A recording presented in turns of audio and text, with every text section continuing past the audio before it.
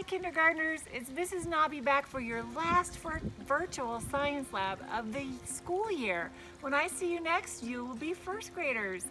I wanted to come back and show you a little bit about how plants and animals interact with each other because we've been talking all about both and their characteristics or traits. So I brought with me one of our newly hatched chicks. I hope you got to watch the chicken video. If not, it's on my blog.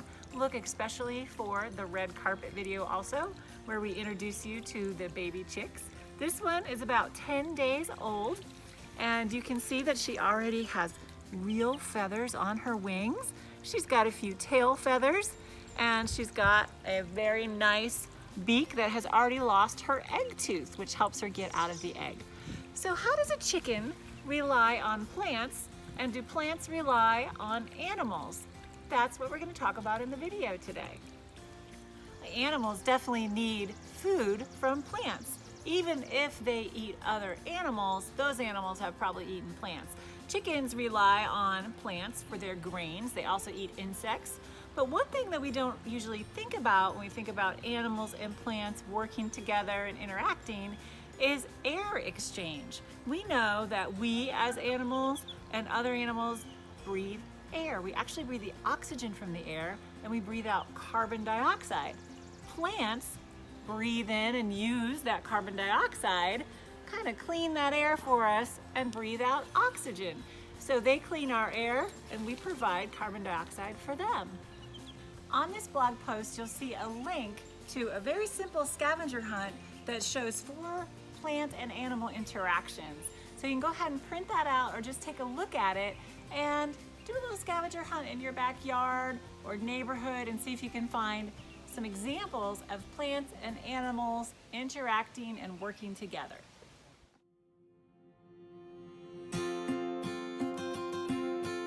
So in my backyard, I have a clematis that is growing up this trellis, and I was sad to find that the leaves are being chewed by an insect. You can see all these small holes in the leaves that the insect is definitely munching on these. Now, insects have mouth parts specifically designed for whatever they eat.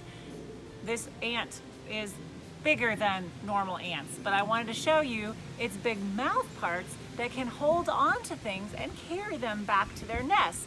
One example is in the rainforest, and I've actually seen these in the rainforest. They're called leaf cutter ants, and they chew leaves and they pick them up and hold them, and they, in a straight line, take them all back to their nest. And they don't eat these. What they actually do is chew them up to make a pulp that actually acts like a fertilizer so they can grow a fungus, and that's what they eat. Another example of what these amazing mouth parts can do is building an anthill. Now take a look at this anthill that I found at the Addison Pond. Inside the box where the power supply is, there was an amazingly large anthill, and I thought, wow, how in the world did these ants move all this soil? Well, they do it with those mouth parts.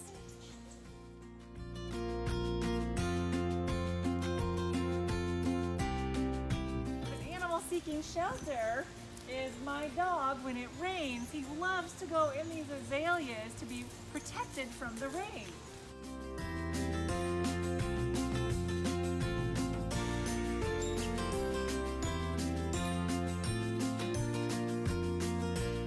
Besides my dog, these bushes can provide shelter for other animals like rabbits, raccoons. We even had a turtle in there one time.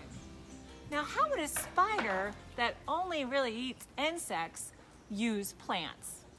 Well, I can just imagine a beautiful spider web in the fork of this tree. Think about where you mostly find spider webs, and they are in plants.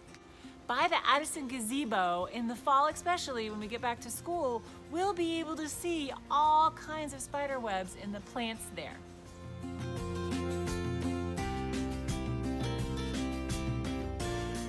A small nest in my camellia in my backyard. Another great example of how animals can build a nest out of plants, and that provides a great shelter. Nests can come in many different shapes and be put by birds into different trees depending on the bird. In first grade, we'll learn all about different shapes of nests.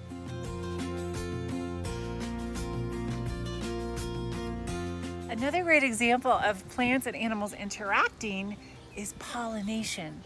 So when a bee is hungry for nectar, it will land on a flower. It has fuzzy legs that actually collect the pollen from the stamen, which are the little parts that hold the pollen. Then it's going to land on another flower and sort of accidentally drop off a little bit of that pollen while it's drinking nectar from the other flower. And that pollinates the flower. In the end, after maybe a week, you'll see a fruit start to form where that flower was because it was pollinated. I found so many blueberries on our blueberry bushes. They're just full. Every one of these blueberries was a flower that got pollinated, probably by a bee.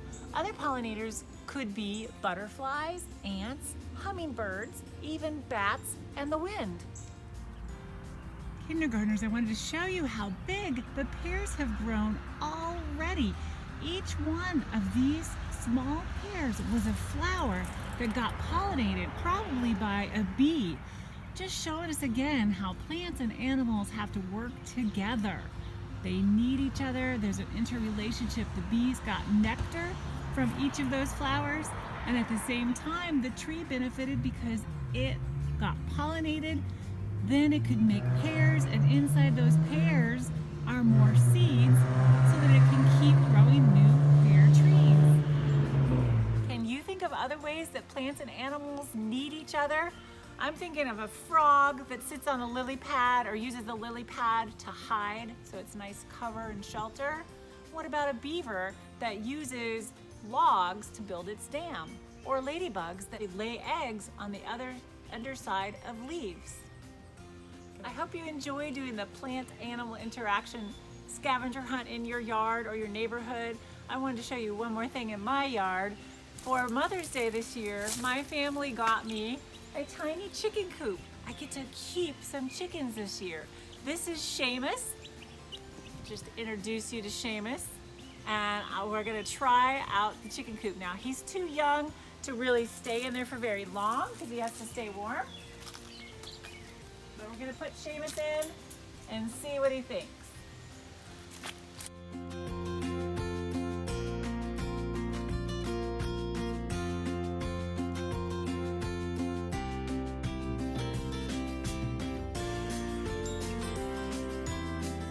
Looks like Seamus might be missing his friends. He's checking out the coop, doing a lot of pecking, but a lot of peeping as well, kind of telling us that he's lonely. So I'm gonna put him back with the rest of the chicks. I wanna introduce you to my tiny flock of chicks. So we already met Beef, thank you. This is Angus, the black one of the black ones, Soup, Seamus, and Seamus Jr. This is a very exciting time for these chicks. They're about 10 days old, so it's okay for me to introduce a clod of dirt. Now this clod is good for them to start eating some soil and getting grit in their systems, which chickens need to be able to process food. They also might find a few insects in the dirt, and they can eat some of the plants. Let's see what they do.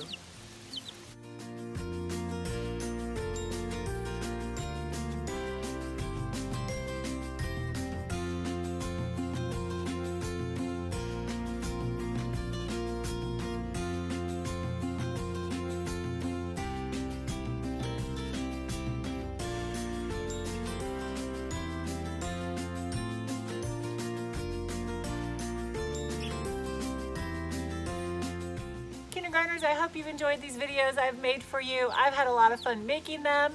Thank you to my family who's helped support making the videos. I will see you in first grade. We're going to talk a lot more about my chickens, I'm sure, and I have a lot of fun things planned for you in the science lab. Bye, kindergartners. Have a great summer.